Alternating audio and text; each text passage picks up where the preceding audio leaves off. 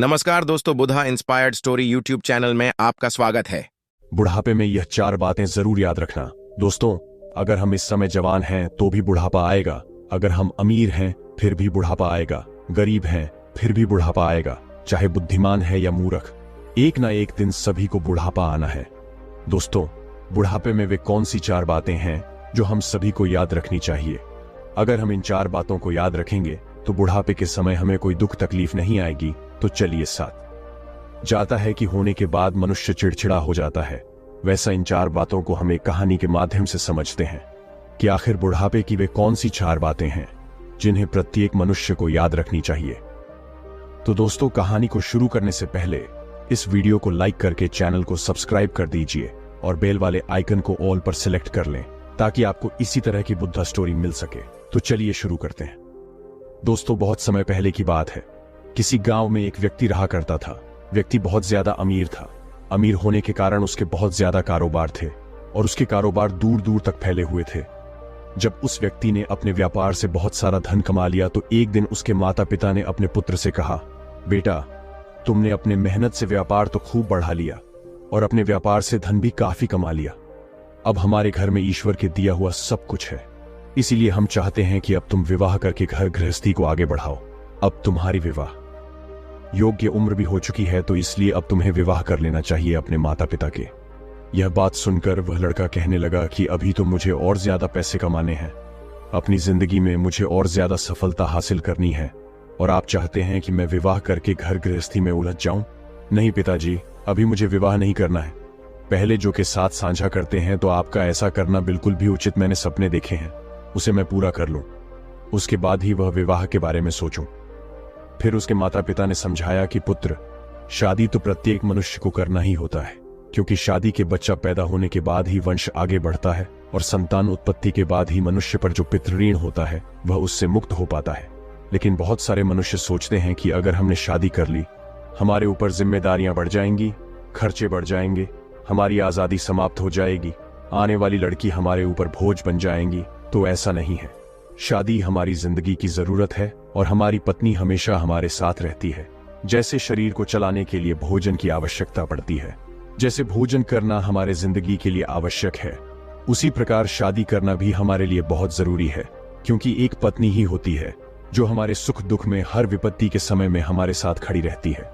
लड़के ने जब अपनी माता पिता की इन बातों को सुना तो वह कहने लगा कि आप जो कह रहे हैं वह ठीक है। आप मेरे लिए कोई अच्छी सी लड़की तलाश करिए। जब तुम्हें कोई संस्कारी लड़की मिल जाए तो मुझे बता देना, मैं तुम्हारी पसंद की लड़की के साथ ही विवाह कर लूंगा। अपने पुत्र की यह बात सुनकर उसके माता पिता अत्यंत प्रसन्न हुए और अगले दिन ही अपने पुत्र के लिए पास के ही गांव में लड़की पसंद करने चले गए। जब लड़की पसंद आ गई तो उन्होंने तुरंत पंडित जी को बुलाया और शादी का दिन तय करा लिया। रिश्ता पक्का करने के बाद लड़के के माता पिता अपने पुत्र की विवाह की तैयारी करने लगे। कुछ दिन बाद ही शादी का दिन नजदीक आ गया। उस लड़के के घर पर दूर दूर से नाते रिश्तेदार आने लग गए।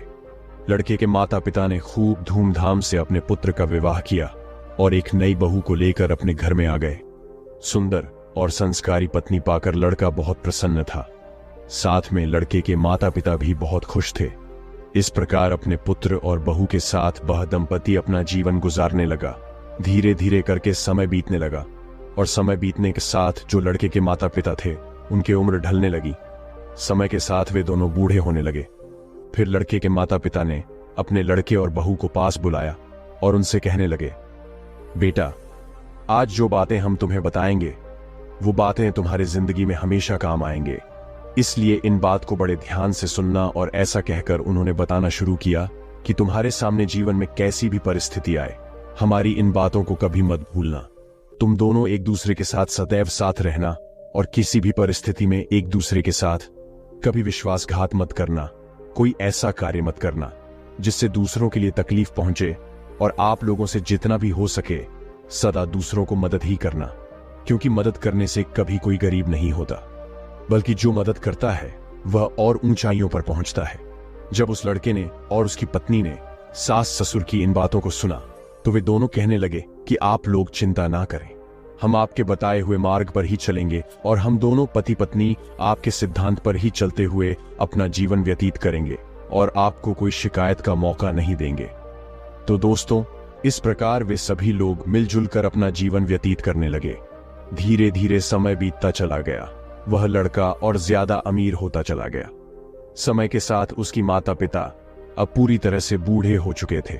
बाल सफेद हो गए थे, शरीर दुबला पतला हो गया था और जैसा अक्सर देखा ही उनका स्वभाव हो गया था। लड़के के माता पिता भी बूढ़े होने के कारण सारा दिन तरह तरह की बातें करते रहते थे। उनका यह व्यवहार लड़के की पत्नी को रास नहीं आता था और वे नाराज हो जाती थीं। उसकी नाराजगी के कारण था कि उसके सास ससुर बार बार किसी न किसी बात को लेकर उससे झगड़ने लग जाते थे। ऐसे में जब उसका पति शाम को घर आता तो वह उसे बताती कि आपके माता पिता रोज किसी न किसी बात को लेकर मुझसे झगड़ा करते हैं। अगर तुम्हारी माता पिता की ऐसे ही हरकत रही तो मैं एक दिन इस घर को छोड़कर तुम्हें छोड़कर अपने पिता के घर चली जाऊंगी। पत्नी की ऐसी बातें सुनकर लड़का अपने माता पिता को समझाता है कि आप अपने बहू के साथ ऐसा व्यवहार क्यों करते हो, तो वह लड़के से कहते हैं कि झगड़ा हम नहीं बल्कि तुम्हारी पत्नी करती है, वही हमसे लड़ती है। इस तरह दोनों एक दूसरे पर आरोप प्रत्यारोप लगाते हैं। किसी तरह लड़का दोनों को समझाता है, लेकिन माता पिता तो बूढ़े हो चुके थे। कुछ समय तो उन्हें याद रहता, लेकिन दूसरा दिन लगते ही वे अपने पुत्र की बातों को भूल जाते और फिर से वही सब कुछ करने लगते। कुछ दिन जब ऐसा ही चलता रहा तो घर के इन लड़ाई झगड़ों से वह लड़का बहुत ज्यादा परेशान रहने लगा और साथ में उसकी पत्नी भी रोज रोज की लड़ाई झगड़ों से तंग आ चुकी थी। कुछ दिन तो उसने अपनी सास ससुर की इस व्यवहार को बर्दाश्त किया, लेकिन जब उसकी सहन शक्ति जवाब देने लगी तो एक दिन वह लड़की अपने पति और ससुराल को छोड़कर अपने मायके यानी पिता के घर चली आई। जब लड़की के माता पिता ने अपनी पुत्री को अकेला आता हुआ देखा तो लड़की के माता पिता ने पूछा, बेटी क्या बात, तुम अकेले ही कैसे आ गई और तुम्हारे साथ दामाद जी क्यों नहीं आए? तब उस लड़की ने पूरी घटना अपने माता पिता को कह सुनाई। लड़की के मुख से यह बातें सुनकर पिता कहने लगे कि इस बारे में तुम्हें दामाद जी से बात करनी चाहिए थी। अपने पिता की यह बात सुनकर वह लड़की कहने लगी कि मैंने उनसे कहा था, उन्हें भी सारी बातें बताई थी, उन्होंने भी अपने माता पिता को समझाया था, लेकिन वे किसी की नहीं सुनते। उनके ऊपर किसी के समझाने का कोई फर्क नहीं पड़ता। कुछ समय तक तो वे ठीक रहते हैं, फिर वही लड़ाई झगड़ा, इस रोज रोज के लड़ाई झगड़े से मेरा जीवन नरक हो गया है और दिन प्रतिदिन मेरी जिंदगी खराब होती जा रही है। आज मैं अपनी ससुराल से यह निर्णय करके आई हूं कि जब तक वे दोनों बूढ़े उस घर में हैं तब तक मैं ससुराल नहीं जाऊंगी और तब तक मैं तुम्हारे पास ही रहूंगी। अपनी पुत्री की यह वचन सुनकर उस लड़की के माता पिता ने कहा, बेटी किसी भी लड़की का अपने पिता के घर में गुजारा नहीं होता है। जब तक लड़की का विवाह नहीं होता तब तक उसकी माता पिता का घर है, उसका घर होता है, लेकिन जब उसका विवाह हो जाता है तब उसका ससुराल ही उसका असली घर होता है। इसलिए बेटी जाओ अपने ससुराल में दुख तकलीफ झेलते हुए अपना जीवन यापन करो। मनुष्य की जिंदगी में तो दुख तकलीफें आती रहती हैं, हमें उनसे घबराना नहीं चाहिए और अपने दुख तकलीफों को झेलते हुए हमें अपनी जिंदगी में आगे बढ़ाते रहना चाहिए।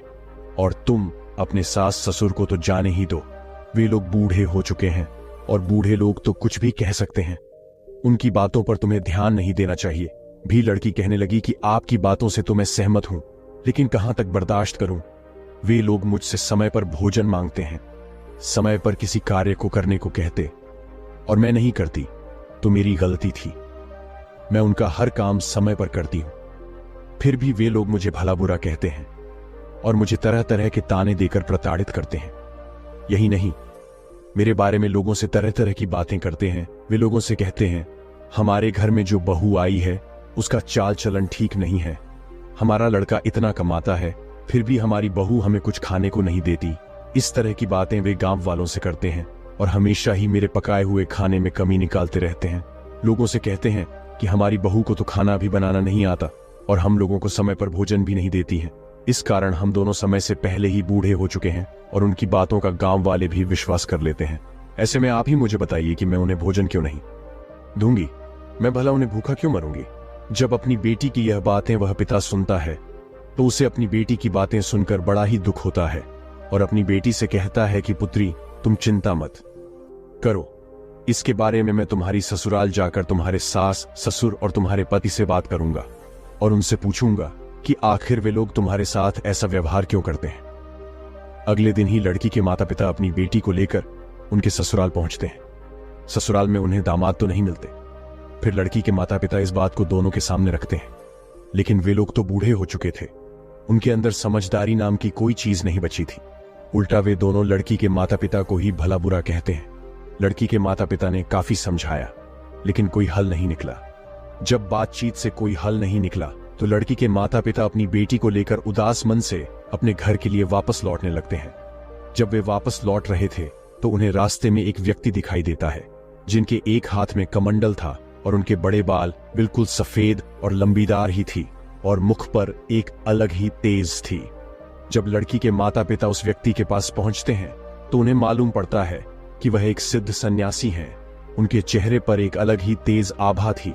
उनके तेज को देखकर लड़की के माता पिता उन्हें प्रणाम करते हैं और उनके चरणों के पास जाकर बैठ गए।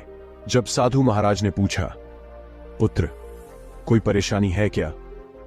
तब लड़की के पिता कहने लगा, हाँ महाराज, मैं बहुत परेशानी में हूं। मुझे कुछ समझ नहीं आ रहा कि क्या करना चाहिए। फिर साधु महाराज कहने लगे, बच्चा, तुम्हें जो भी परेशानी है मुझे साफ साफ बताओ, मैं तुम्हारी परेशानी का कोई ना कोई जरूर समाधान कर दूंगा। और लड़की के पिता कहने लगा, गुरुदेव, कुछ साल पहले मैं अपनी बेटी की शादी बगल के गांव में करी थी, जिसे घर में मैंने अपनी बेटी के रिश्ता किया था। वे लोग बहुत ही अमीर हैं। जिस लड़के से मैंने अपनी पुत्री का विवाह किया था वह तो ठीक है, लेकिन उसके माता पिता कुछ ठीक नहीं है।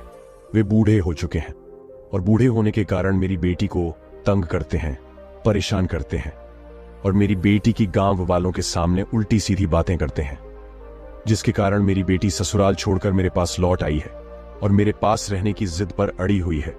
अब ऐसे में आप ही बताइए कि कोई भी पिता अपनी शादीशुदा बेटी का जीवन भला कैसे कटवा सकता है। लड़की के पिता की ऐसी बातों को सुनकर वह सिद्ध सन्यासी कहने लगे कि यदि ऐसी बात है तो तू मुझे उन लोगों के पास ले चलो, मैं उन्हें कुछ शिक्षा दूंगा, मैं उन्हें कुछ बातें बताऊंगा। यदि मैंने बताई बातें उनकी समझ में आ गई और उन्होंने अपने जीवन में उतार दिया तो उन बातों से आपकी बेटी भी हमेशा खुश रहेंगी और वे लोग भी सदैव प्रसन्न रहेंगे, क्योंकि उन्हें कभी किसी ने नहीं बताया कि बुढ़ापे में यह 4 बातें सदैव याद रखनी चाहिए। इसी कारण से उनकी यह दुर्दशा हो रही है और उसके साथ ही तुम्हारी बेटी और दामाद को भी मुसीबतों का सामना करना पड़ रहा है।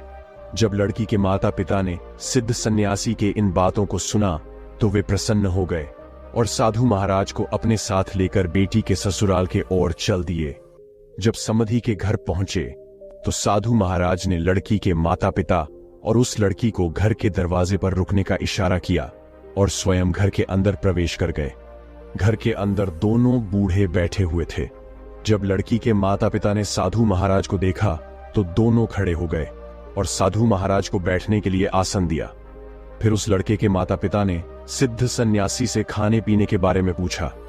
उस साधु महाराज ने कहा कि मैं आप लोगों के घर पर जी भर के खाऊंगा, लेकिन उससे पहले तुम्हें मेरा एक काम करना पड़ेगा। सन्यासी की बात सुनकर वे दोनों बुजुर्ग व्यक्ति कहने लगे कि आपके हम सभी बात मान लिए तैयार है, लेकिन पहले आप भोजन कर लीजिए। सिद्ध सन्यासी ने कहा, नहीं, पहले तुम मेरी बात को सुनो, उसके बाद ही आप अपने घर का भोजन मुझे करवाना। उसके बाद साधु महाराज कहने लगे कि मैंने सुना है कि आप लोग बूढ़े हो चुके हो और बूढ़े होने के कारण आप अपनी बहू को परेशान करते हो, साथ में आपकी बहू भी तुम्हें परेशान करती है। साधु महाराज की यह बात सुनकर दोनों पति पत्नी कहने लगे कि गुरुदेव, आपने ठीक सुना है, हम दोनों तो बूढ़े हो चुके हैं और हमारी बहू हमारी कद्र नहीं करती है और हमेशा हम लोगों को परेशान करती रहती है। उसे पता नहीं है कि जैसे आज हम बूढ़े हैं वैसे ही कुछ समय बाद उस पर भी बुढ़ापा आएगा और यह सब जानते भी वे हम दोनों को बहुत ज्यादा परेशान करती है। तभी साधु महाराज कहते हैं कि तुम चिंता मत करो, मैं तुम्हारी सभी परेशानियों को समाप्त कर दूंगा, लेकिन उसके लिए तुम्हें मेरी 4 बातें माननी होगी। यदि तुमने यह 4 बातें मेरी मान ली, तुमने अपने जीवन में उतार लिया, फिर देखना आपका बुढ़ापा कितने सुख से कटता है।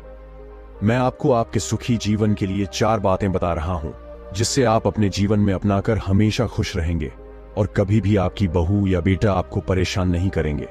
इतना कहने के बाद उन्होंने बताना शुरू कर दिया कि सबसे पहली बात है कि आप बोलते समय अपनी बातों पर ध्यान दें, अपनी वाणी पर ध्यान दें, क्योंकि आपकी वाणी में इतनी शक्ति है जो कि आप अपनी वाणी से किसी का भी दिल जीत सकते हैं और आप अपने वाणी से किसी को भी चोट पहुंचा सकते हैं। इसीलिए तुम्हें अपनी बातों पर ध्यान देनी चाहिए मान लो, अगर आप मुझसे बात कर रहे हैं, मुझसे बात करने का तरीका आपका कैसा है? अगर आपका बात करने का तरीका मुझे ठीक लगेगा तो मैं आपसे जुड़ जाऊंगा। यदि आपका बात करने का तरीका मुझे ठीक नहीं लगेगा तो मैं हमेशा के लिए आप लोगों से जुदा हो जाऊंगा।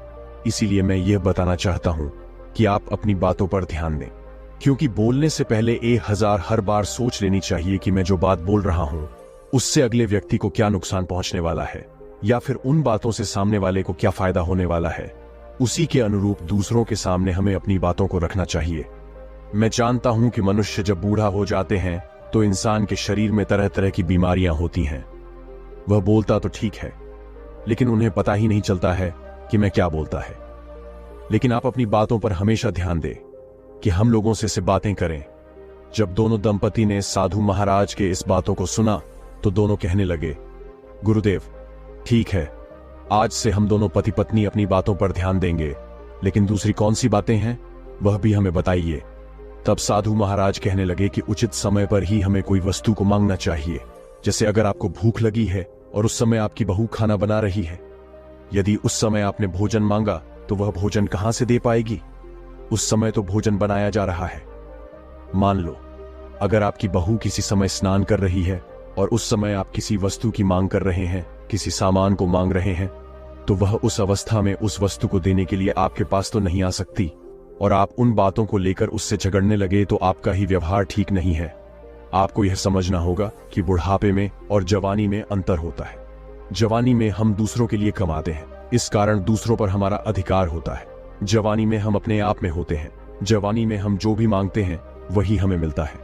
लेकिन बुढ़ापे में हम दूसरों के सहारे हो जाते हैं और दूसरा व्यक्ति पहले अपने काम करेगा और काम समाप्त होने के बाद वह उस वस्तु को हमारे पास लेकर आएगा। इसलिए हमें धैर्य बनाए रखना चाहिए। ऐसा नहीं है कि हमने अपने जबान से किसी बात को निकाला और तत्काल वह हमारे सामने आ जाए, कभी नहीं हो सकता। और यह भी ध्यान रखें कि अगर बहू कहीं पर गई हुई है या किसी काम में व्यस्त है और आप लोगों की आवाज उसके कानों में नहीं पड़ रही है, और ऐसे में आप अपनी बहू से किसी वस्तु की मांग कर रहे हैं, तो समय आपके पास उस वस्तु को कैसे पहुंचाएगी? या उसकी तबीयत खराब है, और उसकी तबीयत इतनी ज्यादा खराब है कि वह बिस्तर से भी उठ नहीं सकती, और ऐसे में आप किसी वस्तु को अपनी बहू से मांगते हैं, तो ऐसी स्थिति में वह उस वस्तु को आप लोगों के पास कैसे लेकर आएगी? और आप लोग इन बातों को लेकर अपनी बहू से नाराज हो जाते हो कि आपकी बहुत हो, आपकी बातों को सुनते ही नहीं। ये गलत बात है। आप लोगों को देखना चाहिए कि आपकी बहू आपकी आवाजों को सुन भी पा रही है या नहीं। और जिस समय आप किसी वस्तु की मांग कर रहे हैं उस समय आपकी बहू कहां पर है, और जो भी सामग्री आप उससे मांग रहे हो, क्या वह सामग्री आपके घर में उपलब्ध है भी या नहीं है? कि दूसरी बात को सुनकर वे दोनों बुजुर्ग व्यक्ति कहने लगे कि साधु महाराज, हम लोग समझ चुके हैं कि हम लोग कितने गलत थे। तभी वह सन्यासी कहते हैं कि अभी मेरी बात समाप्त नहीं हुई है, अब मेरी तीसरी भी बात सुनो। उन्होंने आगे कहना शुरू किया कि खाना बिगड़ जाने पर चिढ़ना नहीं चाहिए। मान लो आपकी बहू खाना बना रही है और उसका ध्यान कहीं और चला गया, क्योंकि घर गृहस्थी में बहुत सारे कार्य होते हैं।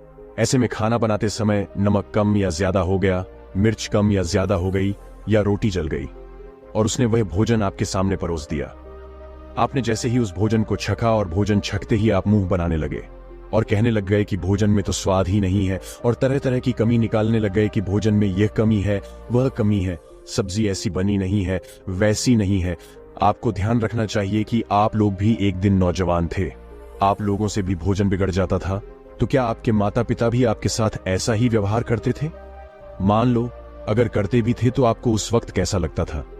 बुरा लगता था? या आपके माता पिता आपसे ऐसी बातें कह रहे हैं कि आपको भोजन बनाना नहीं आता, इसमें यह सामग्री कम है, बस सामग्री कम है, आपको तभी बुरा लगता था।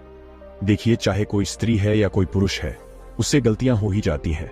भोजन बनाने में थोड़ी बहुत गलती भी हो जाती है तो हमें उसे सह लेना चाहिए और अपनी बहू को बतानी चाहिए कि बेटी देखो, यह कमी है, आगे से ध्यान रखना, अगली बार इस तरह की गलती को दोबारा मत दोहराना। प्यार से कहिए, ऐसा सुनने में बहुत ही प्रसन्न रहेंगी और कहेगी कि हमारे सास ससुर बहुत अच्छे हैं और हमें समझा रहे हैं। लेकिन आप लोग तो हमेशा उसकी खाने से नई कमियां ढूंढते रहते हो और बताते हो कि इस चीज की कमी है, उस चीज की कमी है, इससे उसे भी तकलीफ होती है और आप लोग भी हमेशा चिढ़ते रहते हो। आपकी ऐसा करने से घर में कलह ही बनती है। इसलिए आगे से ध्यान रखना है कि भोजन यदि बिगड़ भी जाए तो आपको सह लेना है और प्यार से को बता देना है। ऐसे में बहू भी खुश हो जाएगी। सन्यासी की यह सारी बातें सुनकर वे दोनों पति पत्नी कहते हैं, गुरुदेव, इन तीनों बातों को तो हम अच्छे से समझ गए हैं, लेकिन वह चौथी बात क्या है जिसे आप हमें बताना चाहते थे? कृपया वह चौथी बात भी हमें बताइए। तब साधु महाराज कहते हैं, थोड़ा धीरज रखो, मैं चौथी बात भी बताऊंगा। और फिर उसके बाद वह कहते हैं कि वे चौथी बात है कि अपनी परिवार के हालातों को के बारे में कभी दूसरों को नहीं बताना चाहिए। जैसे आपके परिवार में पैसे की कमी है, आपके परिवार में लड़ाई झगड़े होते हैं, या आपकी बहू अच्छी नहीं है, या वह खाना अच्छे से नहीं बनाती है, या वह आपका कहना नहीं मानती, या फिर घर परिवार में किसी भी प्रकार के कोई भी समस्या है और उसे आप दूसरे लोगों नहीं है। क्योंकि बाहर वालों को जब तुम अपने घर की समस्या बताते हो तो उस समय तो वो लोग दिखावे के लिए हमारे साथ हमदर्दी का नाटक करते हैं, लेकिन तुम्हारे जाते ही वे तुम्हारे पीठ पीछे तुम्हारे मजाक उड़ाते हैं। और वही लोग एक की चार बातें बनाकर तुम्हारे कही हुई बातों को तुम्हारे बहू या बेटा से कहते हैं। इससे घर में और ज्यादा कलह बन जाता है, जिसे हम आम भाषा में चुगली कहते हैं।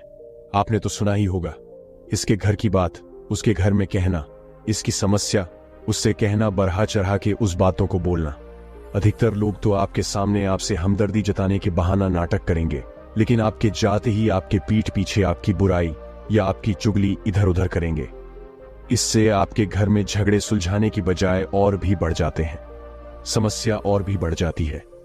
आपकी बेटे आपकी बहू से, बेटे से मां के बारे में, पत्नी के बारे में, पत्नी से पति और सास के बारे में चुगली करेंगे, भड़काएंगे, कहेंगे कि आपकी सास ने यह कहा, कि पति ने यह कहा। इससे घर में और ज्यादा कलह बन जाती है। यदि आप बहू और बेटा के बारे में खराब बात कहेंगे और निरंतर ऐसा करने से आप बेटा बहू की नजरों में गिर जाते हैं। दूसरों को अपनी घर की समस्या बताने से कुछ ठीक तो नहीं होगा, बल्कि आपके परिवार के ऊपर और भी समस्या बरेच जाएंगे।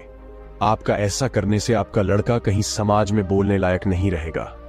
जैसे ही वह समाज में खड़ा होगा या किसी पंचायत में खड़ा होगा और अपनी कुछ रखेगा तो वहां पर उपस्थित लोग उसके मुंह पर ही कह देंगे कि तुम्हारी बहू तुम्हारे घर में ऐसा करती है, तुम्हारी माता पिता के साथ वैसा करती है, तुम्हारी माँ बाप हम लोगों से तरह तरह की बातें कहते हैं, तरह तरह की उन्हें परेशानी हो रही है। बुढ़ापे में तुम लोग अपनी माता पिता को परेशानी देते हो। पहले अपने घर की समस्या हल करो, उसके बाद ही दूसरों के मामले सुलझाना। इसलिए ध्यान रहे कि आपके घर में कोई भी समस्या हो, उसे बाहर के लोगों के साथ कब भी साझा मत करो, नहीं तो वे लोग उस मौके के फायदा उठा के आपके घर को बर्बाद कर देंगे, जिसके कारण आप लोग हमेशा ही दुख झेलोगे। जब दोनों पति पत्नी उन सिद्ध सन्यासी की बात सुनते हैं, हम लोग से बहुत बड़ी भूल हो गई है। हम लोग तो अपने पूरे घर के बारे में, पूरे पैसे के बारे में, अपने बेटे के बारे में, अपने बहू के बारे में तरह तरह से ये बात फैला दी है कि हमारा बेटा ठीक नहीं है, हमारी बहू ठीक नहीं है, हमारे घर के हालात ठीक नहीं है, हम लोग बहुत परेशान रहते हैं, हमें कभी समय पर भोजन नहीं मिलता है, हमारी बहू बिल्कुल अच्छी नहीं है। इन बातों को तो हमने पूरे गांव में फैला दिया है। तभी सन्यासी कहने लगे, इसीलिए तो मैं आपको समझा रहा हूं, अगर आप लोग घर की बातों को पूरी गांव में फैलाओगे तो एक ना एक दिन तुम्हारे ऊपर वह परिस्थितियां आ जाएंगी जिसके कारण आप दुखी रहोगे। इसीलिए आज से ही मेरा कहना मानो कि अपने घर की बातों को कभी बाहर के लोगों दूसरे के सामने भी मत साझा करना। और जो 4 बातें मैंने तुम्हें बताई हैं, उन बातों को अपने जीवन में हमेशा याद रखना, क्योंकि जो भी व्यक्ति जो बूढ़ा है इन 4 बातों को अपनाता है और अपने जीवन में उतार लेता है तो उसके जीवन में कभी कोई दुख तकलीफ नहीं आती। वह हमेशा अपनी जिंदगी में खुश रहता है और उसके घर में सुख शांति बनी रहती है, जिसके कारण उनके परिवार पर कोई विपत्ति नहीं आती। पीछे से सारी बातें उनकी बेटा और बहू सुन रहे होते हैं। यह 4 बातें समाप्त होने के बाद उसका बेटा और बहू सिद्ध सन्यासी के पास आते हैं और उनके चरणों में प्रणाम करते हैं। तभी वह सिद्ध साधु महाराज कहते हैं, आप लोग भी कुछ बातें सुन लो जो आपके जीवन में हमेशा काम आएंगे। इतना कहकर साधु महाराज उन दोनों पति पत्नी को समझाते हुए कहते हैं कि बेटे या ध्यान रहे, उसके घर में उसके बुजुर्ग माता पिता हैं और उन्होंने उसे कुछ कह दिया है या उन्होंने ऐसी कुछ बात कह दी है जिसे सुनकर आपको बुरा लगा है, तो जवान बच्चों को यह समझना चाहिए कि अब वे बूढ़े हो चुके हैं। बूढ़े होने के कारण उनकी जुबान फिसल जाती है और जवानी के उपेक्षा में दिमाग थोक कम चलता है और उन्हें खुद पता नहीं होता कि वे क्या बोल रहे हैं और क्या नहीं बोल रहे हैं। उनकी इन बातों को लेकर कभी चिंता नहीं करनी चाहिए और ध्यान देनी चाहिए कि यह बूढ़े लोग हैं, ये कुछ भी बोल सकते हैं। इनकी बातों पर जो भी व्यक्ति ध्यान देता है वह हमेशा ही खुद परेशान रहता है और साथ में उसकी पत्नी भी परेशान रहती है और उसके परिवार वाले भी परेशान रहते हैं, क्योंकि बुढ़ापे में कोई भी इंसान कोई भी बात बोल सकता है और कहीं भी जा सकता है और उसे खुद पता नहीं होता है मैं क्या बोल रहा हूँ और क्या कर रहा हूँ। दूसरी बात, आप मान लो कि आपके माता पिता आपसे कोई बुरी बात कह दी है, आपको मार दी है, या फिर दिल पर कोई ठेस पहुंचने वाली बात कर दी है, या आपसे झगड़ा करने लग गए हैं, या फिर आपकी पत्नी से कुछ कह दिया है कि भोजन ठीक नहीं बना है, तो इस पर आप लोगों को चीड़ना नहीं है बल्कि उनकी बातों को सुन लेना है। उनकी बातों पर आपको गौर करना है। अगर हमारी किसी गलती की वजह से हमें भोजन बनाने में कोई कमी हुई है तो पहले आपको उसे सुधारना है।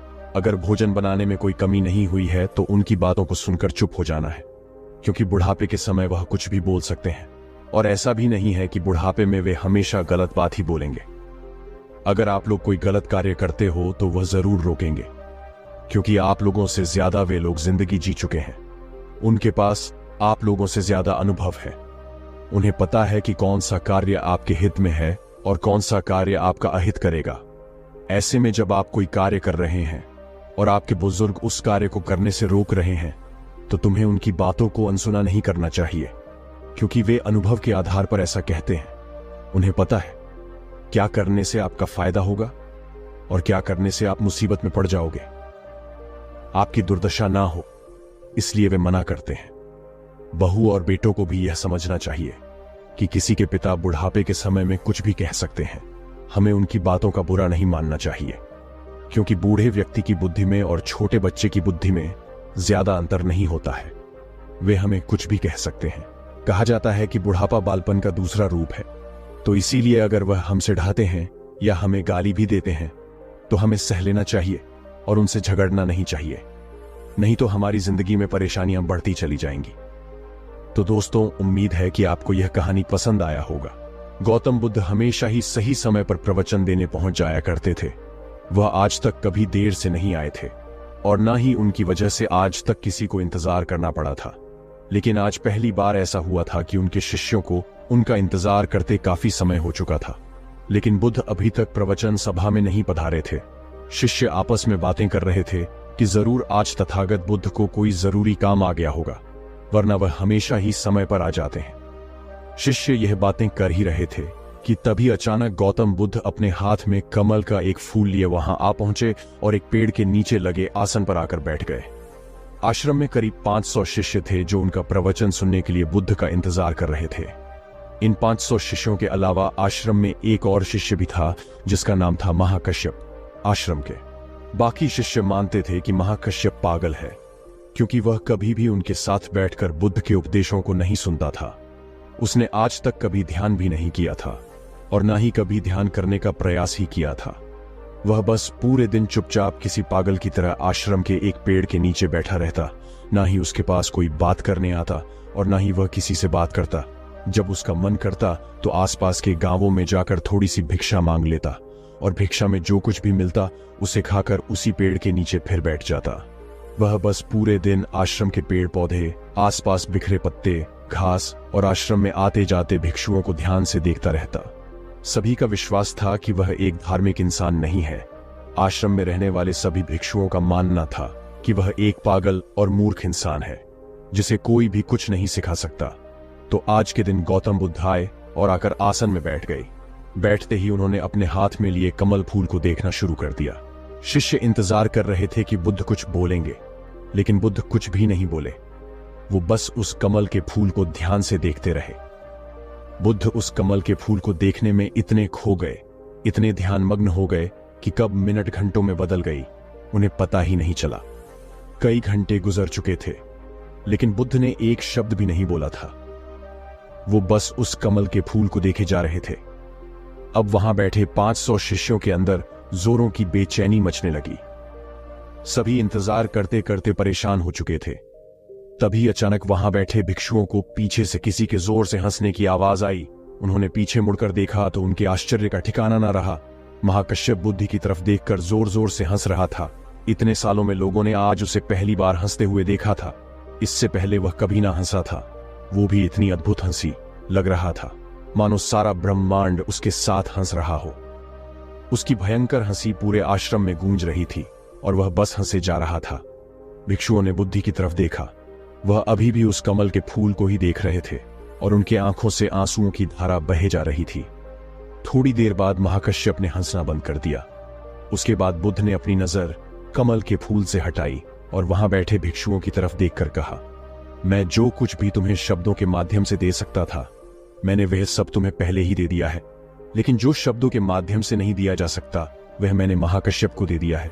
और यहां से शुरुआत होती है जिनकी जिन एक संस्कृत का शब्द है जिसका मतलब होता है ध्यान। गौतम बुद्ध ने दुनिया को ध्यान सिखाया और फिर बौद्ध धर्म इस ध्यान को चाइना ले गए, जहां इसे जिन कहा जाने लगा। फिर चाइना से होते हुए ये जिन परंपरा जापान, कोरिया और दक्षिण पूर्व एशिया के कई देशों में फैल गई। जिन आत्मज्ञान प्राप्त करने का एक बहुत ही अजीब लेकिन अद्भुत तरीका है, क्योंकि इसमें किसी भी तरह की कोई बाधा, कोई बंधन नहीं है। क्योंकि इस परंपरा का ना तो कोई निश्चित विज्ञान है, ना कोई शिक्षाएं, ना कोई ग्रंथ और ना ही कोई निश्चित अभ्यास करने की विधि। बस आपको अपनी आंखें बंद करके बैठ जाना है और इंतजार करना है। फिर यह घटना आज नहीं तो कल आपके अंदर घटी जाएगी। जिन परंपरा में ध्यान करने का कोई निश्चित तरीका नहीं है, इसमें बस आपको जागरूक होकर यह देखना होता है कि आपके दिमाग में किस तरह के विचार उठ रहे हैं।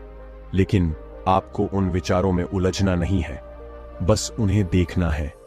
एक विचार उठेगा और फिर वह अपने आप गायब भी हो जाएगा। बस आपको उन्हें पूरी जागरूकता के साथ देखते रहना है। जब आप मन में उठने वाले किसी एक विचार का निरीक्षण पूरी जागरूकता के साथ करते हैं और फिर जब वह विचार आपके मन से गायब हो जाता है और आप दूसरे विचार के निरीक्षण के लिए तैयार होते हैं, तो आप पाएंगे कि दूसरा विचार उतनी तेजी और जल्दी से नहीं उठा। ऐसा इसलिए होता है क्योंकि जब आप अपने मन के विचारों पर ध्यान देना शुरू कर देते हैं तो हमारे मन की भागदौड़ कम हो जाती है और मन शांत होने लगता है। और फिर एक ऐसी अवस्था भी आती है जब हमारा मन विचार मुक्त हो जाता है। मन में कोई विचार नहीं होते। दो विचारों के बीच की यही विचारहीनता ही सच्ची चेतना कहलाती है। शुरुआत में इस विचारहीनता का समय ज्यादा लंबा नहीं होता। यह ज्यादा से ज्यादा 8 से 10 सेकंड का ही होता है, क्योंकि हमारे दिमाग को सालों से लगातार सोचने की आदत पड़ चुकी है। लेकिन अगर हम लगातार प्रयास करते रहें तो धीरे धीरे विचारहीनता का यह समय भी लंबा होता चला जाएगा। और यह समय जितना लंबा होगा उतना ही हम जिनको समझ पाएंगे, ध्यान को समझ पाएंगे और उतना ही हम खुद के और करीब होते चले जाएंगे। वीडियो को लाइक और चैनल को सब्सक्राइब करना ना भूलें। और अंत तक वीडियो में मेरे साथ बने रहने के लिए मैं आप सभी का दिल से बहुत बहुत धन्यवाद करता हूं। तो चलिए मिलते हैं ऐसी किसी और नई वीडियो में। तब तक के लिए अपना ख्याल रखें। धन्यवाद। नमो बुद्ध।